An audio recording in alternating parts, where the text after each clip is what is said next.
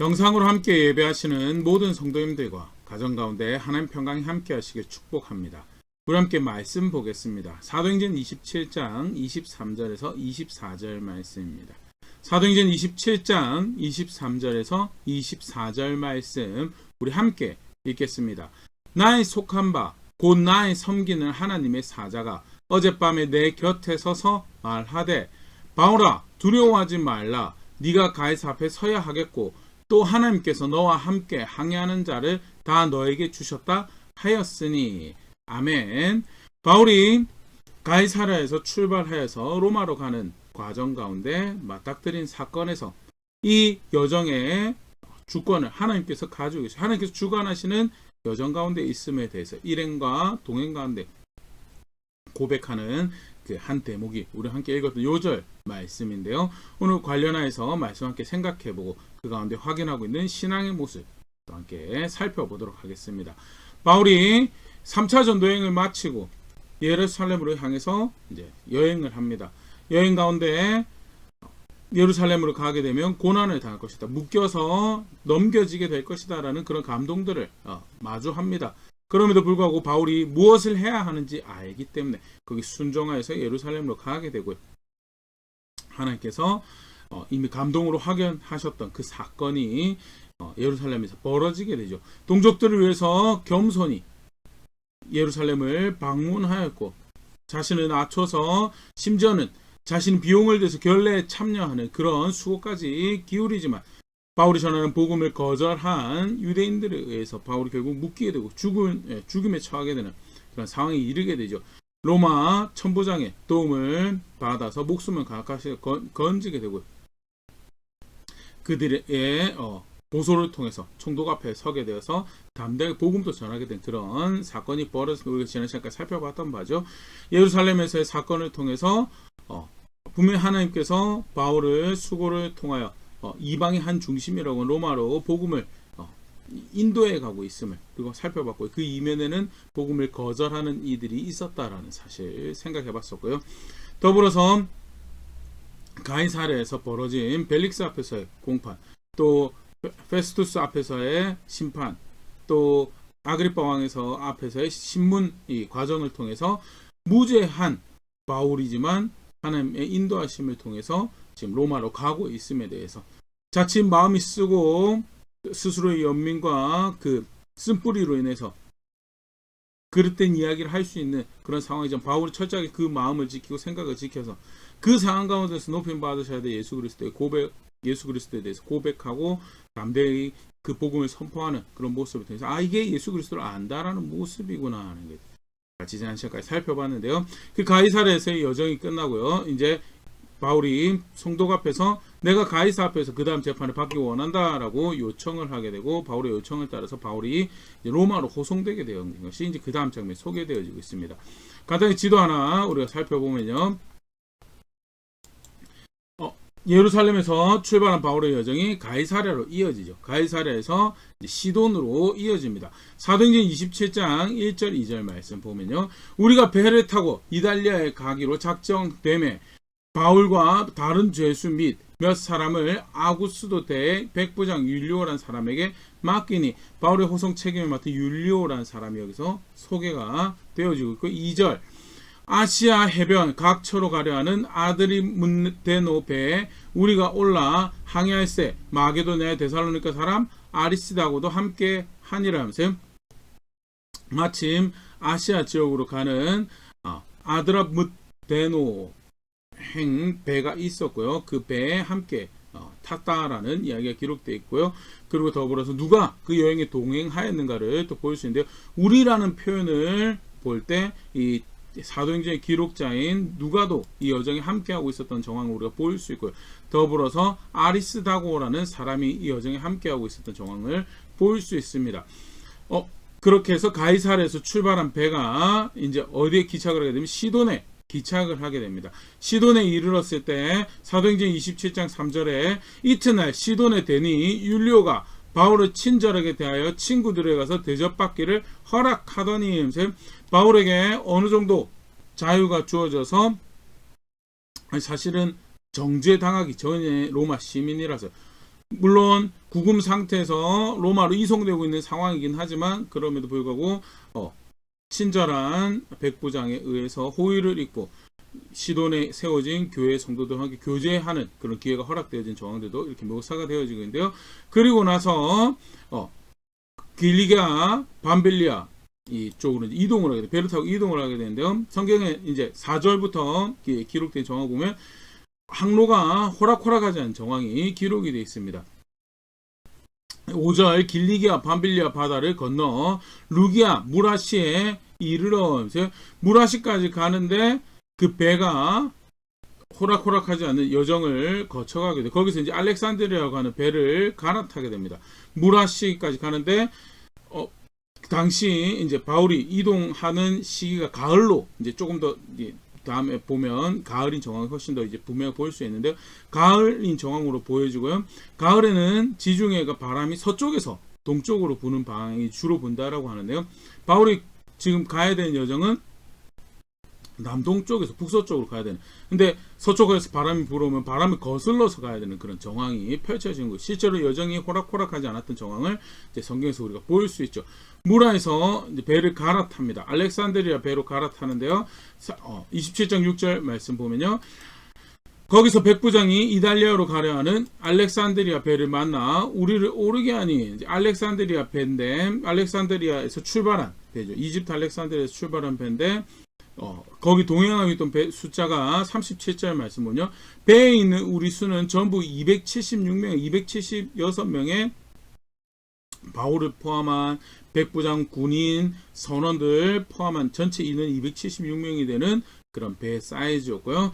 더불어서 이 배가 뭐하는 배였는가도 힌트로 하나 보일 수 있는 게 38절 배부르게 먹고 밀을 바다에 버려 배를 가볍게 하였더니 밀을 싣고 로마로 가는 실제로 바울이 살아가던 그 시대에 당시 이집트 땅은요 제국의 곡창 지역이죠. 그래서 그 당시 이제 지중해 주인 역할을 하려고 하는 나라들은 꼭 그 곡창 지역 이집트를 차지하기 위한 전쟁들을 했던 정황들도 우리가 역사에서 살펴볼 수가 있는데요. 아니나 다를까 이집트 알렉산드리아에서 출발해서 이집트에 수확한 밀을 가지고 로마로 가는 배였고요. 그 배에 바울을 포함한 제수들과 군인들 그리고 백부장 율리오가 함께 동행하는 이런 정황을 보게 됩니다. 계속해서 우리 여정을 보면요. 무라에서 이제 출발해서 니도라는 지역에 거쳐서 이제 그레데로 가게 되는데요. 7절 배가 더디가 여러 날 만에 간신히 니도 맞은편에 이르러 풍세가 더 허락하지 아니하므로 살몬의 앞을 지나 그레데 해안을 바람막이로 항해하여 아시아 지역에 있는 니도라는 곳으로 간신히 가는데 성경처럼 표현되어 배가 바람 때문에 아까 잠깐 얘기했던 맞바람을 맞고 가는 상황이라서 배가 더디가고 바람의 세력이 여정을 호락호락하지 않게 해서 그레데 해안을 바람막이로 해서 여정을 가서 8절에 간신히 그 연안을 지나 미항이라는 곳에 이르니 라세아시에서 가깝더라. 그레데 미항이라는 곳에 이제 머무르게 됩니다. 그때 바울이 백부장에게 청원을 하게 되죠. 9절 여러 날에 걸려 금식하는 절기가 이미 지났으므로 항해하기가 위태한지라 바울이 그들을 권하여 여기 금식하는 절기라는 것은요 보통은 이제 10월에 있는 대속죄를 욤키푸르를 지칭하는 것을 이해를 하고요. 그러니까 가을에 이제 여정을 하고 있는 것이 분명히 확인이 되죠. 금식하는 절기가 이미 지난 상황인 정황에서 10월 중순 후에 이 여정을 출발하게 되었고 이제 막 진짜 겨울에 이제 그 지중해 바람을 이제 겪어내야 되는 그런 상황이 이제 된 거죠. 그래서 바울이 청원을 한 것이 우리가 겨울을 지금 이 미항에서 크레테에서 지나자라고 이야기를 청원을 하게 되고요. 그런데 그 청원에 대해서 백부장이 거절합니다. 11절 백부장이 선장과 선주의 말을 바울의 말보다 더 믿더라 하면서 선장과 선주는 우리가 알렉산드리아에서 늘 왔다 갔다 하던 배인데 우리 갈 수 있습니다 라는 뭐 그런 말을 했던 정황인 것 같죠. 바울은 기항에서 그래도 겨울을 좀 나고 가자라고 이야기를 하고 백부장이 바울의 말을 무시하고 선장과 선주의 말을 빌려서 배를 띄웁니다. 그래서 여정이 그 미항이라는 곳에서 계속 이제 크레데를 쫓아서 원래 이제 여기 지도에 보면 베닉스라는 곳이 등장을 하는데요. 베닉스를 향해서 배가 가는데 그 중에 유라굴로라는 바람을 만나게 됩니다.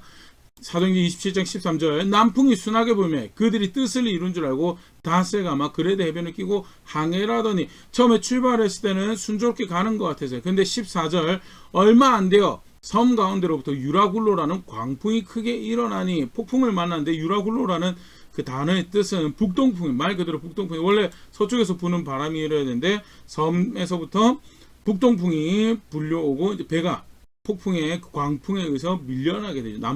원래는 북서쪽으로 여정을 이어가야 되는 상황인데 폭풍에 밀려서 배가 뜻대로 이제 운행을 못하게 되는 그런 상황이 되고 여러 날은 이제 표류를 하게 된 상황이 이제 펼쳐집니다. 16절 가우다라는 작은 섬 아래로 지나서 간신히 거루를 잡아하면서 크레데 남쪽에 가우다라는 섬이 있고 그 섬에 이제 폭풍에 밀려서 가우다라는 섬이 지나갈 때 거루를 잡았다라고 이렇게 표현이 되는데 거루라는 것은 도시 없는 작은 배를 일컫는 거고요. 당시에 항구와 항만 시설이 잘 안 돼 있죠. 그러니까 웬만한 사이즈의 큰 수송선 같은 것들이 항구에 직접 들어가는 것이 작업이 어렵고요. 그래서 작은 도시 없는 거루를 이제 자기 큰 배 뒤에 이제 붙들어 메어서 필요할 때 유도하는 배처럼 또는 상륙하는 배처럼 사용했던 정황이고요. 그 거루를 이제 사실은 이제 그 전에 이 가우다라는 섬에 이르기 전에는 폭풍에 밀려서 거루를 챙길 여력이 없다가 이제 간신히 가우다라는 섬의 아래로 지나갈 때 이제 거루를 잡을 수 있는 그런 상황이 되었던 정황을 볼 수 있고 17절 끌어올리고 줄을 가지고 선체를 둘러감고 스르디스에 걸릴까 두려워하여 연장을 내리고 그냥 쫓겨가더라 하면서 간신히 이제 그 거루가 떠내려가지 않도록 배에 둘러감은 상황을 기록을 하고 있고 그러면서 스르디스에 걸릴까 두려워하여 스르디스는 스르디스의 모래톱을 지칭하는 것 학자들이 이야기합니다. 스르디스 모래톱에 이제 배가 걸리면 이제 좌초를 하게 되니까 그래서 두려워하여서 그것을 방지하는 어떤 장비를 쓰고 그러고 이제 그냥 배에 바람에 밀려가는 더 이상 이제 컨트롤하기가 힘든 상황에서 밀려다니는 그런 정황이 이제 펼쳐집니다. 20절 여러 날 동안 해도 별도 보이지 아니하고 큰 풍랑이 그대로 있음에 구원의 여망마저 없어졌더라. 해도 보고 당시 나침반이 없는 상황이죠. 해도 보고 별도 봐야지 어디로 가고 있는지라도 파악이 되는데 해도 보이지 않고 별도 보이지 않고 큰 풍랑이 그대로 있어서 어떻게 하면 이 상황에서 살아남을 수 있을까? 이제 그런 소망마저도 이제 없어져가는 그런 상황인 거죠. 그런데 그때 이제 바울에게 하나님 사자가 와서 이야기를 하고요. 바울이 그것을 일행들에게 이야기해 줍니다. 27장 23절 오늘 이것도 요절 말씀인데요. 나의 속한 바 곧 나의 섬기는 하나님의 사자가 어젯밤 내 곁에 서서 말하되 바울아 두려워하지 말라. 네가 가이사 앞에 서야 하겠고 또 하나님께서 너와 함께 항해하는 자를 다 너에게 주셨다 하였으니 그러므로 여러분이 안심하라. 나는 내게 말씀하신 그대로 되리라고 하나님을 믿노라 하면서 하나님께서 함께 여행하고 있는 여정을 밟아가는 이 당신들을 구원하실 거에 대해 나도 구원하시고 당신도 구원하실 거에 대해서 아무도 해를 입지 않을 거에 대해서 말씀하시고 그대로 될 것에 대해서 내가 믿는다라고 그러니까 안심하라라고 이야기하는 그런 정황이 보여지고 사실은 뭐 그러거나 말거나 그런 상황인데 실제로 그 다음에 보면 27절 열나흘째 되는 날에 밤에 우리가 아드리아 바다에서 이리저리 쫓겨가다가 자정쯤 되어 사공들이 어느 육지에 가까워지는 줄을 짐작하고 있어요. 14일 정도 이리저리 계속 표류하고 있는 상황이죠. 바람에 광풍에 의해서 표류하고 있는 상황인데 14일쯤 지났을 때 배가 어느 육지에 가까이 가고 있구나라는 것을 인지하고 성경에는 실제로 이 사공들이 배에서 측정하는 도구를 통해서 육지에 실제로 가까이 가고 있구나를 확인을 하고 닷을 내리는 그런 작업을 실제로 자칫 바람이 밀려서 육지에 가까이 갔다가는 난파하게 되는 꼼짝달싹도 못하고 배가 완전히 이제 좌초돼 버리는 그런 상황이 발생할 수 있기 때문에 닷을 내리는 정황이 발생을 하고, 그런 상황에서 사공들이 이제 그 아까 붙들어맸던 거루를 몰래 내려서 선장이랑 군인들이랑 이 죄수들이랑 나머지 다른 이 승객들을 내버려두고 도망가려고 하는 그런 일을 펼치는데, 바울이 그것을 인지하고 백부장에게 이야기해서 저들의 도움이 필요하니까 그대로 내버려두지 말라라고 군인들이 이 거룻배를 이제 잘라버리게 된 그런 사건들도 펼쳐지게 됩니다. 그런 상황에서 바울이 27장 35절 떡을 가져다가 모든 사람 앞에서 하나님께 축사하고 떼어 먹기를 시작하며 그들도 다 안심하고 받아 먹으니, 그래서 하나님께서 우리를 구원해내실 거에 대해서 다시 한 번 더 사람들이 이야기하고, 그리고 하나님께 감사하고, 대놓고 이제 하나님께 감사하고 하나님께서 여정을 이어가신 거에 대해서 분명히 하나님께서 건져내실 거에 대해서 바울이 이야기하셨고, 그리고 실제로 그 일이 벌어지고 있는 거에 대해서 바울이 확신 가운데 사람들 앞에서 먹기 시작했고 다른 사람도 먹더라. 그리고 이제 배에 담겨 있는 이제 곡물을 일부 버리는 그런 정황이 펼쳐집니다. 배가 무거우면 아까 잠깐 이야기 드렸던 것처럼 잘 모르는 육지에 다다르게 됐을 때 배가 좌초될 수도 있는 그런 상황이기 때문에요. 배를 최대한 가볍게 만드는 그런 수고를 기울이고요. 배를 열심히 이제 그 다음날 보이는 해안을 향해서 열심히 배를 운행해 갑니다. 열심히 운행해 가는데 이제 잘 모르는 그런 정황에서 결국 모래톱에 걸려서 배가 좌초를 하게 되는 사건이 발생을 하고요.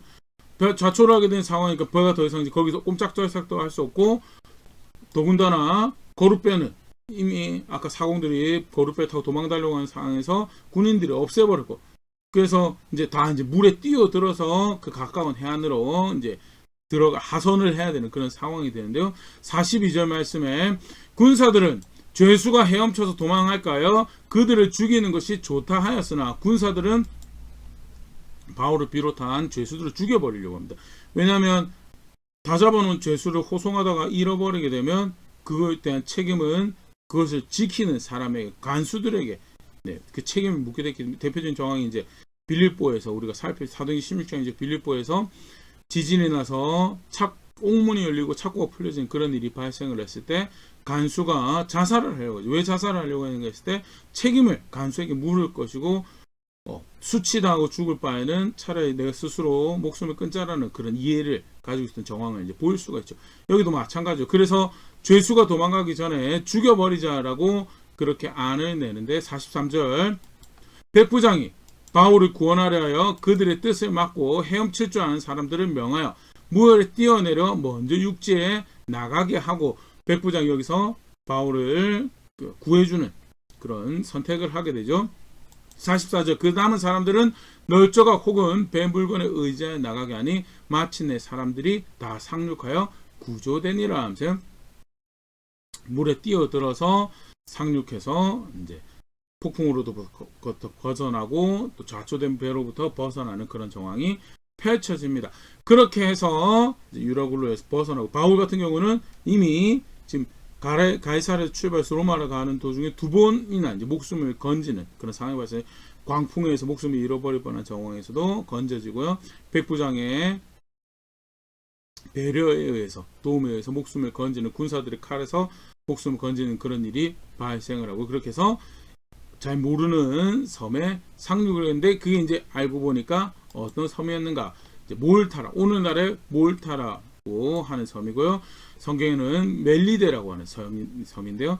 이게 아까 잠깐 기항했던 미항에서부터 그레데 섬에서부터 약 한 800km 떨어져 있는 곳에 위치한 섬이거든요. 그러니까 쉽게 말해서 800km를 떠내려온 그런 정황이죠.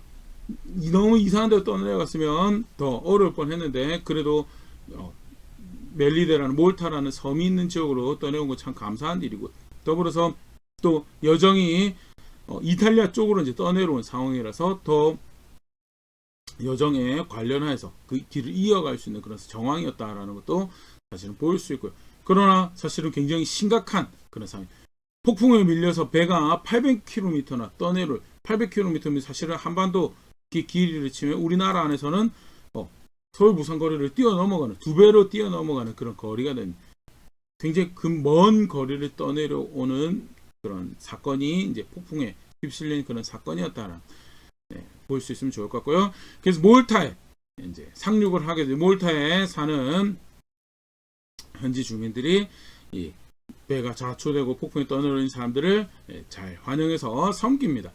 어떻게 해서는 이제 그들을 이제 온기를 보충해 주셔서 불을 피우는데요. 사도행전 28장 3절, 바울이 나무 한 묶음을 거두어 불에 넣으니 뜨거움으로 말미암아 독사가 나와 그 손을 물고 있는지라 하면서, 바울이 사실은 바울이 말한 대로 바울이 믿고 있는 신이 구원을 베풀어 줬죠.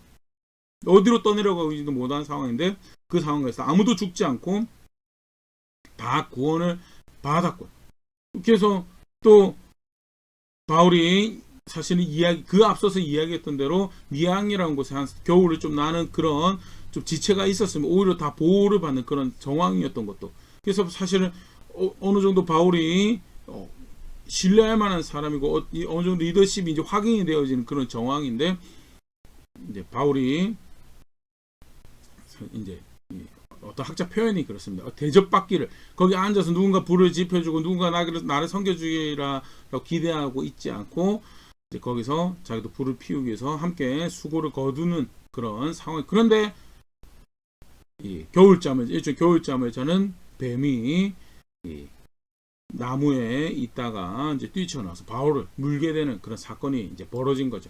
4절, 원주민들이 이 짐승이 그 손에 매달려 있음을 보고 서로 말하되 진실로 이 사람은 살인한 자로다. 바다에서는 구조를 받았으나 공의가 그를 살지 못하게 함이로다 하더니, 이러면서 저 사람 봐라, 저 사람 파도에서도 살아남았고 좌초된 배에서도 살아남았는데 그럼에도 불구하고 죽을 만한 죄를 저질렀기, 대표적인 살인한 거죠. 죽을 만한 죄를 저질렀기 때문에 신이 그를 가만히 놔두지 않고 천벌이 그에게 내려졌다라고 그렇게 판단되어지는 그런 정황이 펼쳐진 거죠. 계속 보겠습니다. 5절, 바울이 그 짐승을 불에 떨어버림에 조금도 상함이 없더라. 그들은 그가 붙는지 혹은 갑자기 쓰러져 죽을 줄로 기다렸다가 오래 기다려도 그에게 아무 이상이 없음을 보고 돌이켜 생각하여 말하되 그는 신이라 하더라 하면서, 다 죽을 거라고 생각을 했는데, 그래서 오히려 그에게 천벌이 내려졌다라고, 정의가 구현됐다라고 그렇게 생각했었는데 그에게 아무런 일이 벌어지지 않는 상황에서 하나님 보호하신 거죠. 하나님 보호하신 그런 상황에 독이 그를 해할 수 없는 그런 상황에서 오히려 그들이 이 섬 사람들이 믿고 있던 세계관 또는 신론, 신에 관한 이해, 이런 것들이 깨져버리고 바울이 더 위대한 존재가 되어져 버린 그런 정황이 펼쳐지더라라는. 더불어서 어떤 사건이 벌어지는가라고 할 때 사도행전 28장 28절, 보블리오의 부친이 열병과 이질에 걸려 누워 있거늘 바울이 들어가서 기도하고 그에게 안수하여 낫게 하면서, 보블리오라는 유지가 이름이 소개되는데요. 보블리오가 조항선 볼 때 학자들이 이 몰타 섬에 일종의 파견 나와 있는 로마의 관리가 아니었을까라고 추정을 하는데요. 일종의 그런 지방의 유지 같은 사람이 상륙한 사람들을 잘 대접하고, 그런 중에 바울이 보블리오의 부친이 열병에 걸려서 누워 있는 것을 보고 기도를 하고 낫게 하는 그런 상황이 펼쳐지고, 더불어서 보블리오 부친만 고친 것이 아니고 9절, 이러므로 섬 가운데 다른 병든 사람이 와서 고침을 받고 후한 예로 우리를 대접하고 떠날 때 우리가 쓸 것을 배에 실었더라 라면서, 보블리오의 아버지뿐만 아니라 섬에 치료가 필요한 사람들이 바울에게 나와왔고 하나님 뜻하신 대로 바울을 통해서 치료하는 은혜가 펼쳐지는 것이, 그렇게 그런 놀라운 일이 몰타에서 펼쳐지더라라는 성경에서 기록을 하고 있습니다. 사실 그 앞에는 신벌을 받은 사람이다라고 여겨졌던 사람인데, 오히려 그 바울을 통해서 복이, 그 하나님의 은총이 그 섬에 펼쳐져가는 그런 정황들을 성경은 보일 수 있고요. 성경을 통해서 보일 수 있고요. 바울이 로마를 향하는 여정이 그렇게 하나님의 주권 가운데 있었다라는 이 사실을 우리 보일 수 있죠. 한 석 달 정도 이제 몰타에서 겨울을 피하고 로마로 가는 여정이 계속 이어집니다. 28장 11절, 석 달 후에 우리가 그 섬에서 겨울을 난 알렉산드리아 배를 타고 떠나니 그 배의 머리 장식은 디오스구로라 하면서 석 달 정도 몰타에서 겨울을 나고 그리고 그 섬에 쉬고 있던 또 다른 알렉산드리아행 배를 타고 떠나는데 이제 누가가 흥미로운 기록을 했다라고 학자들이 합니다. 디오스구로라는 신의 모습이 배 장식으로 달려있고 쉽게 말해서 그 배를 탄 사람들이 이 신이 자기들을 보호해주고 이 신이 자기들을 인도할 거다라고 이제 부적처럼 또는 신앙처럼 붙여놓은 거죠. 근데 실제로 지금까지 쭉 누가가 기록한 여정에서 누가 보호자였는가? 여호와는 보호자였고 그가 인도하시는 그 여정을 모두 주권을 담당하시는 분이셨고요. 그래서 특별히 일종의 학자들이 추정할 때 누가가 일종 블랙 코미디식으로 특별히 이 배에 달려있던 장식을 이제 언급한 것이 아닌가라고 그렇게 소개했는데 사실은 유일한 장식에 대한 언급이라고 합니다. 계속해서 보겠습니다. 12절 수라구사에 대고 사흘을 있다가 여기는 이제 시칠리아에 있는 항구죠. 시칠리아 수라구사에 사흘 정도 있다가 그 다음에 거기서 둘러가서 레기온에 이르러 하루를 지낸 후 남풍이 일어나므로 이튿날 보디올에 이르러 레기온을 거쳐서 이제 보디올까지 이제 쭉 가게 됩니다. 보디올은 오늘에 의하면 나폴리 인근에 있는 항구 도시라고 하는데요. 그래서 이제 로마를 향해서 여정이 이어져 가죠. 그래서 보면 14절 거기서 형제들을 만나 그들의 청함을 받아 이래를 함께 머무니라. 그래서 우리는 이와 같이 로마로 가니라면서요. 거기 그 나폴리 또 보디올에 있던 교회 성도들을 만나게 되고요. 거기서 한 일주일 정도 함께 그들과 함께 머물고 교제하고 그리고 로마로 이제 그 여정이 이어집니다. 15절 그곳 형제들이 우리 소식을 듣고 아비오 광장과 트레이스 타베르네까지 맞으러 오니 바울이 그들을 보고 하나님께 감사하고 담대한 마음을 얻으니라 하면서 로마로 이제 도착을 하게 되는 그런 정황이 펼쳐지고 하나님께 감사하고 담대한 마음을 얻었다라고 해서 로마로까지 이 백길이 여정이 간략하게 이렇게 소개가 되어지고 있는데요. 간단하게 분명히 우리가 볼 수 있는 누가의 기록에서 분명히 볼 수 있는 한 가지 사실은요. 바울을 로마로까지 인도하시는 분이 있었던 물론 바울이 선택해서 가는 거였죠. 바울이 선택해서 예루살렘을 갔었고요. 바울이 선택해서 총독 앞에서 내가 가이사에게 상소한다라고 이야기해서 바울이 선택해서 로마로 가고 있는 정황이긴 합니다. 그러나 분명하게 보일 수 있는 바울은 바울의 수고, 바울의 힘으로서는 유라굴로 광풍에 죽었어요. 그리고 죄수를 죽이려고 하는 군인들의 손에 의해서 죽었고요. 그리고 몰타에서 뱀의 독에 의해서 사실 죽었어야 되는 인간의 힘으로는 사람의 힘으로는 그럴 수밖에 없는 그런 상황이었죠. 그런데 유라굴 광풍에서 바울을 보호하시고 군인들의 칼에서 보호하시고 뱀의 독에서 건져내시는 하나님이 있었고 그가 바울의 여정을 이끌어서 바울의 걸음을 인도해서 이방의 한 중심인 로마에 세우셨다라는 것. 하나님께서 그 길을 인도해 가시더라라는 거에 대해서 물론 바울이 마음에 품었던 땅끝까지 복음을 전하라고 하셨으니까 내가 그 땅끝까지 향하길 원합니다라는 그런 마음이 있었어요. 그럼에도 불구하고 주권적으로 그 일을 이끌어 가신 분이 하나님이신 거예요. 땅끝까지 복음을 전하시려고 지금 이 상황, 바울의 이 상황에서도 그 뜻을 펼쳐 가시는 분이 누구시더냐? 그게 하나님이시더라. 하나님께서 그 일을 그게 사실 어떻게 보면 사도행전 전체 주제죠.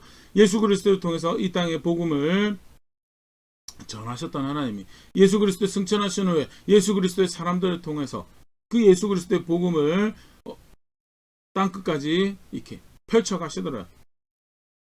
중간중간에 다양한 어려운 시간들이 있었고 고난의 시간들이 있었고 핍박의 시간들이 순교하는 시간들이 있었고 그럼에도 불구하고 하나님은 순종하는 교회들을 통해서 복음을 땅끝을 끄고 오늘 대표적인 이 여정에서도 바울을 걸음을 인도하셔서 로마에 세우시는 하나님의 주권적 역사를 다시 한번 더 분명히 보일 수 있죠. 바울이 가능한 게 아니고 하나님이 그 일을 하셨더라는.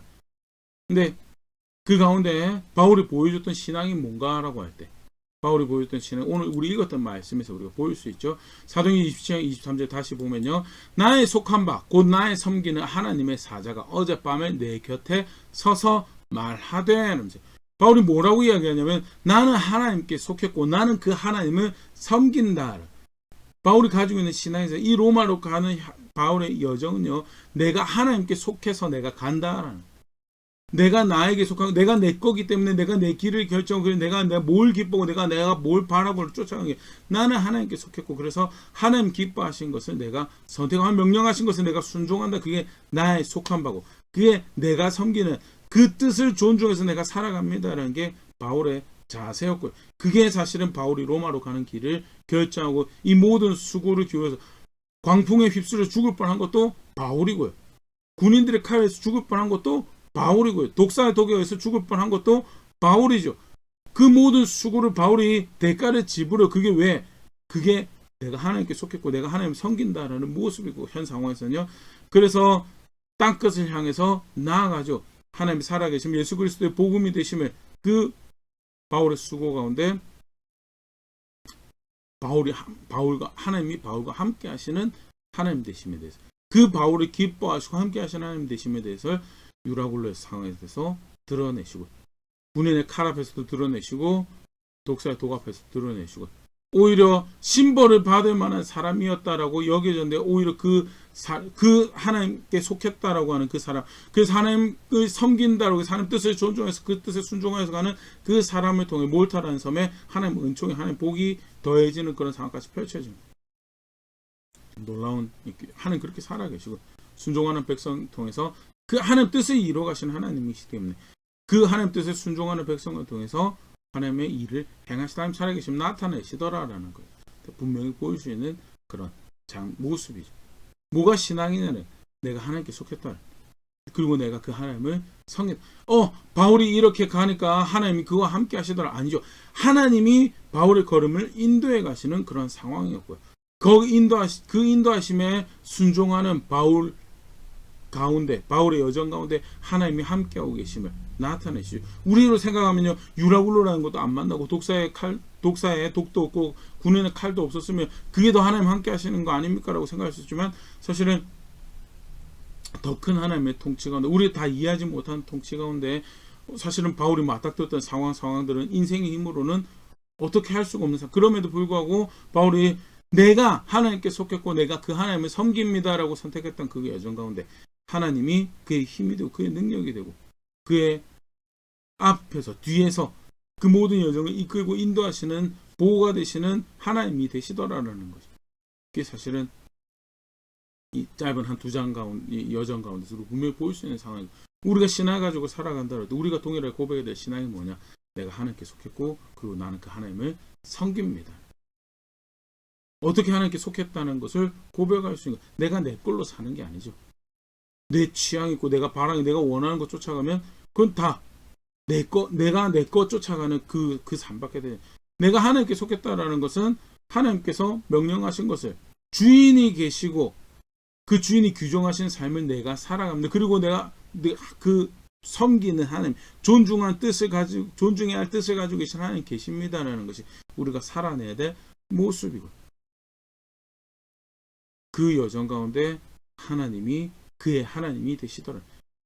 약속하신 대로 내가 너의 하나님인데 내가 너를 나의 특별한 소유로 여기고 내가 너를 통해서 나를 이 세상에 대해서 나의 사역을 나타낼, 그게 제사장 나라가 된다는 거고 왕 같은 제사장이 된다는 거고, 실제로 몰타에 이르렀을 때 그들의 세계관에서는 바울은 저주받은 사람이고 주어야 되는 사람이고, 근데 그 세계관으로 돌아가는 세계가 그 질서로 돌아가는 세계가 아니다라는 거에 대해서 바울이 분명히 그 상황 가운데 드러내고 나타내고, 그게 사실은 예수님을 믿는다라는 신앙의 모습, 그 신앙 가운데 언약의 하나님이 얼마나 신실하게 함께 하시는가를 공공히 확인하는 그런 사건이 오늘 우리가 살펴본 사건이죠. 말씀하면서 다시 한번 정직하게 돌아볼 수 있으면 좋을 것 같습니다. 내 걸음 내가 고백하는 바가 하나님께 속했고 나는 섬기는 하나님이 있습니다라는 것을 고백하는 삶 가운데, 그래서 내 여정을 인도해 가는 것이 내가 아니고 내가 속했다라고 고백하는, 내가 섬긴다라고 하는 그 하나님, 내 여정이 인도하시는 분이시고 그가 나의 하나님으로서 내 여정 가운데 함께 하시는 그 하나님이신지, 아니면 믿습니다, 신앙도 가지고 있습니다. 그래서 하나님도 압니다. 기도도 할 줄 압니다. 그런데 내가 원하는 거 내가 이뤄가기 위해서 하나님이 이용한다. 내가 이걸 할 테니까 나 좀 도와주세요라고 이야기하는 기도를 하고 있는 그런 하나님을 속했다라고 하는데 전혀 속한 게 아니고 섬긴다고 속한 게 아니라 하나님으로 나를 섬기도록 만드는 그런 신앙을 가지고 있지는 않는지 그런 모습 한번 점검해 볼 수 있으면 좋고 하나님 살아계십니다. 그리고 약속에 신실하신 하나님으로 언약의 신실한 백성에게 동일하게 그의 하나님으로 역사하시고 사역하십니다. 지금도 살아계셔서 그렇게 하나님 뜻을 하나님 영광을 그 백성한테 순종하는 백성한테 나타내시고 그가 그 여정을 걸어갈 때 필요한 은혜를 충분히 베푸시는 하나님이신 거예요. 말씀 가운데 분명히 우리가 확인을 한다면요. 살아내야 될 모습이 고백해야 될 신앙의 모습이 있다는 것도 우리가 분명히 보일 수 있을 텐데요. 정직하게 말씀 앞에 다시 한번 점검해 볼 수 있으면 좋을 것 같고요. 이후에 우리가 살아내는 우리 신앙의 모습, 신앙의 고백이 오늘 바울, 요절에서 우리가 확인했던 바울의 고백 나의 속한 바 곧 나의 섬기는 하나님이 나는 있습니다. 계십니다. 그가 나의 구원이십니다. 나는 그렇게 내 살아갈 바를 결정하고 순간순간 선택도 그 속했다라는 그 뜻과 그 질서 아래서 내가 선택합니다라는 실제로 그렇게 고백하는 자리에 있는 제가 될 수 있으면 좋을 것 같고요. 함께 성숙해져가며 주의 교회에 고백하는 자리에 있는 우리 될 수 있으면 좋을 것 같습니다.